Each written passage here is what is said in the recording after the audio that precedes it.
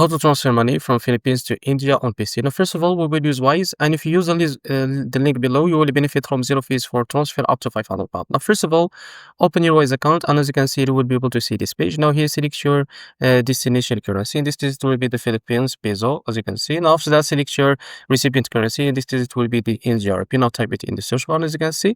Now, after that, what you need to do is just type here how much you want to transfer. For example, 10,000, 100,000, any amount that you want to transfer, and click on send.